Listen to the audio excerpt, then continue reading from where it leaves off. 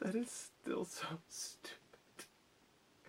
What up, guys? Nerd Scum here, and today we are going to be taking a look at Dark Nights Metal number 2, which, despite the fact of how dumb I think that title is, I am really excited for. I really loved the first issue of this book, and I've been chomping at the bit for issue 2. I cannot wait to see what Snyder and Capullo have for us this time around. And again, like I said before, there are a lot of great books coming out this week, so I'm trying to move through these pretty fast, so let's go ahead and jump right on into Dark Knight Metal number 2. Metal, no, Batman! So we start off with an excerpt from Carter Hall's journal once more, where he's talking about the creation of the universe, and how there was a man who wanted to view it, and he built a machine that allowed him to look back and view a hand crafting the universe. And as we read this, we see that there are these bat symbols made out of metal embedded in the ground that are lighting up all over the world. Superman is out in space watching it, and he's like, we need to find Batman now. Teams, report in. And what we find here on the next page is that Batman has hidden transmitters, falsifying his location all over the globe. And so Green Arrow is in Gorilla City, and Batman's not there, but the gorillas are pissed and swearing at him for calling them monkeys.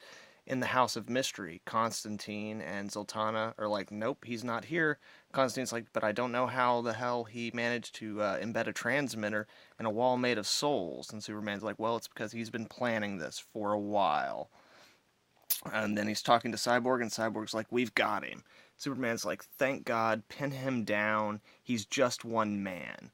And they're like, thanks, we'll keep that in mind, as we reveal then that there are just, like, multiple duplicates of Batman around this big bat tank which Damian will drive.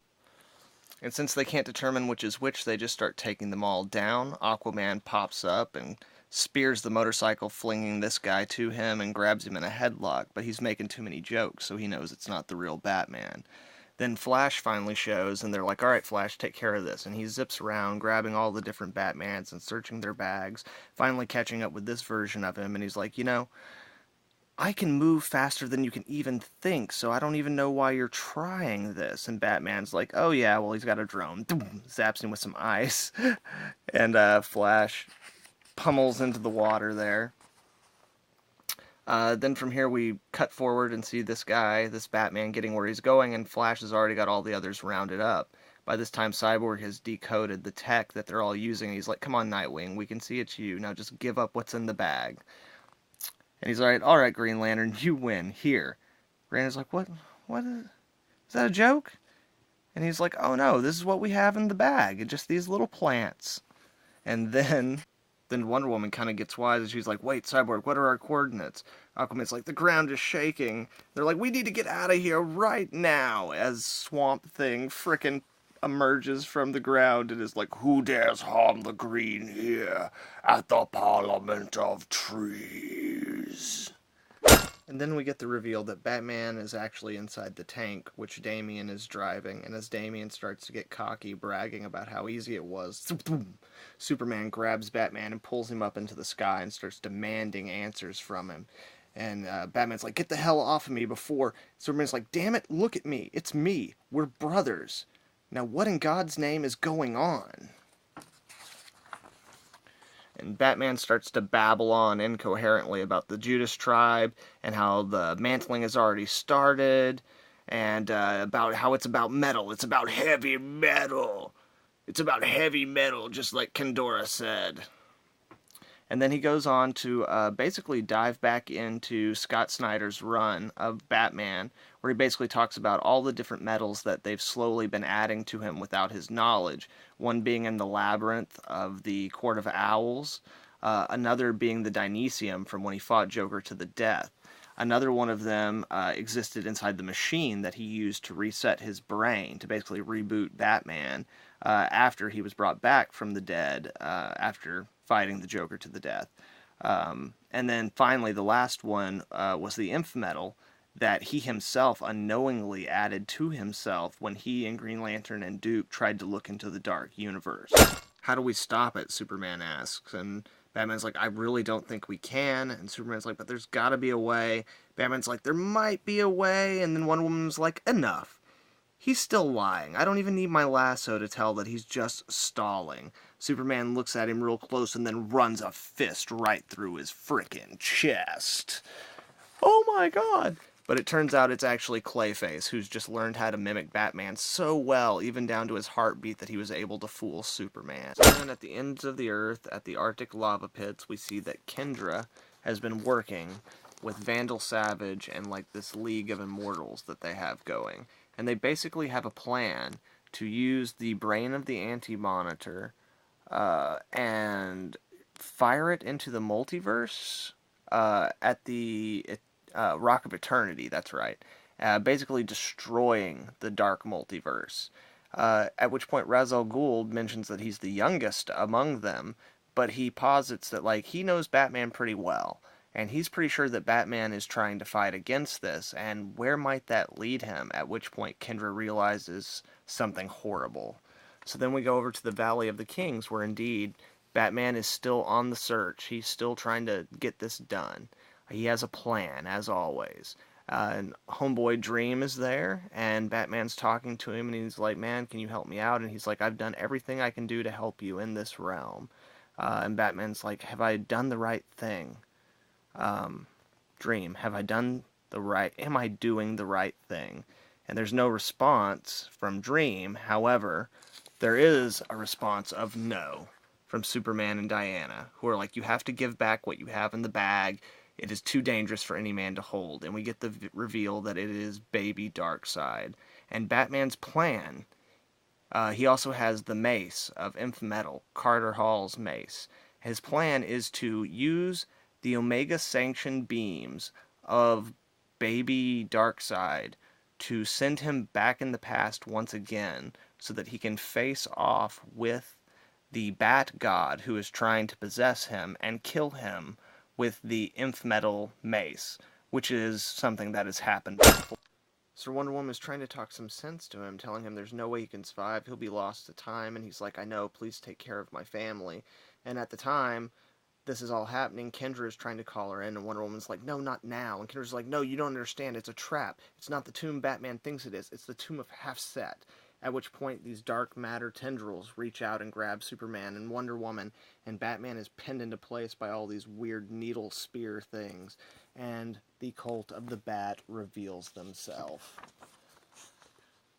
Immediately followed by the Court of Owls revealing themselves, and revealing that they are in fact one and the same, and that the Court of Owls, this has been their purpose all along, waiting for Bruce Wayne, Batman. Slowly building up their ranks, manipulating Wayne Industries from the inside, all this time, through generations and generations, even to the point of manipulating Wayne Industries to create the last of the metals needed to turn Bruce Wayne into this gateway. The final metal, the one to drag you down into the dark, named perfectly. Batmanium.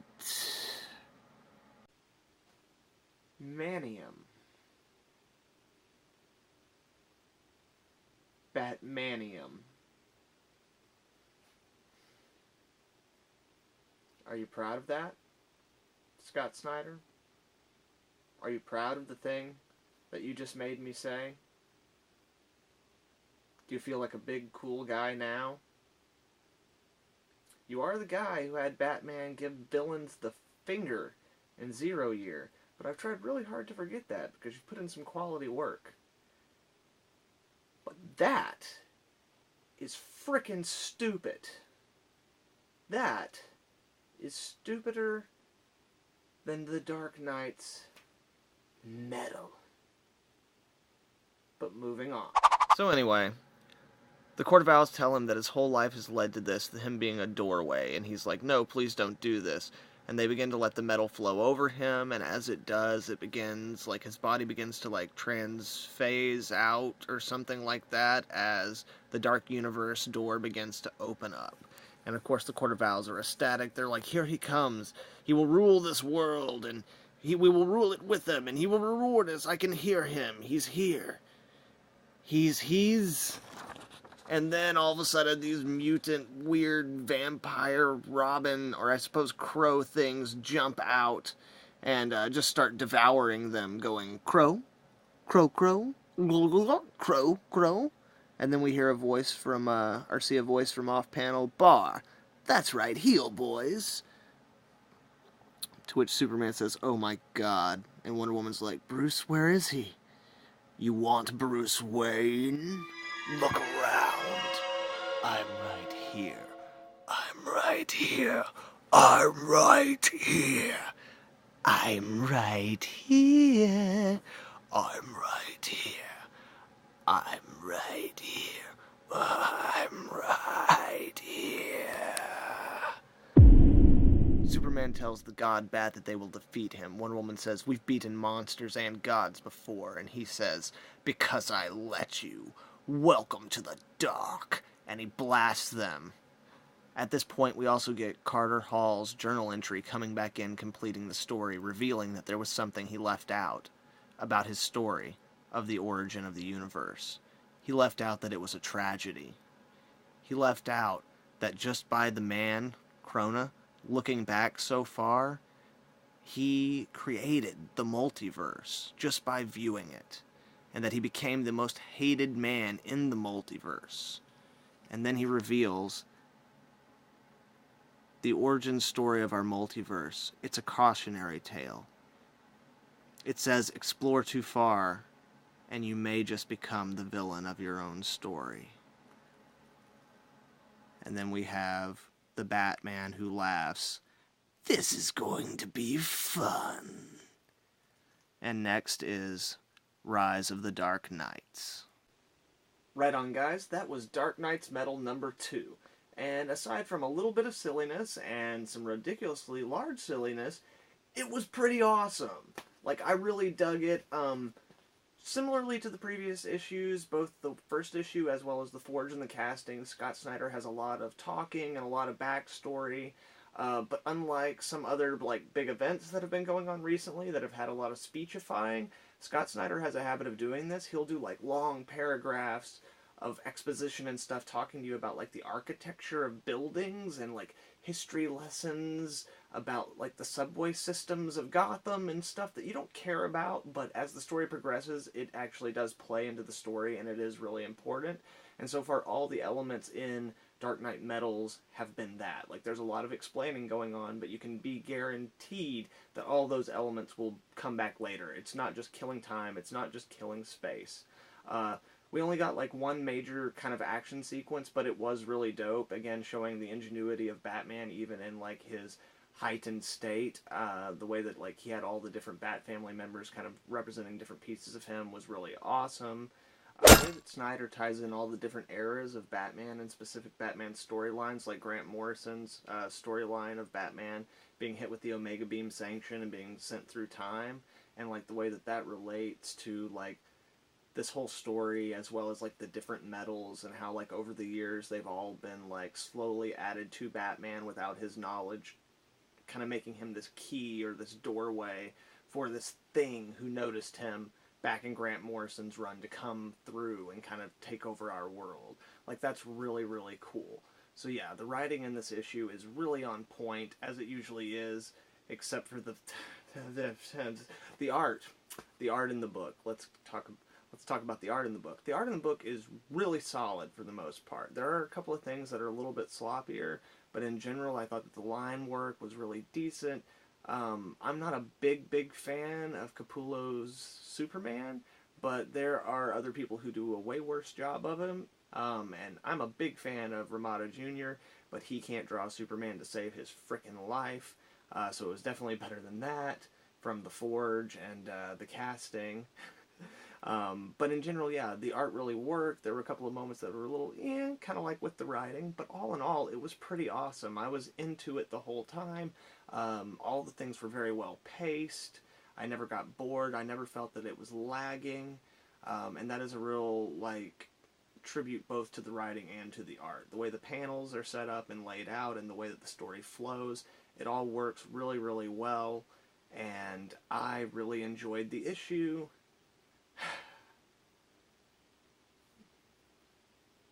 Batmanium. What?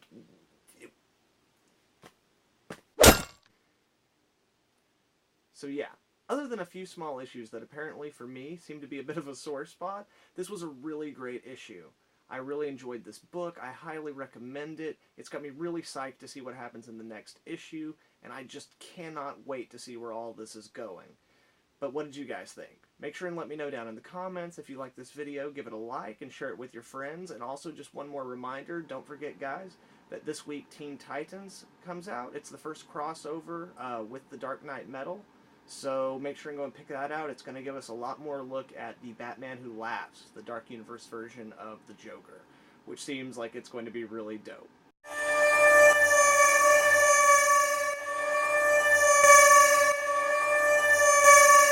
As always, guys, thank you very much for watching. Nerds come out.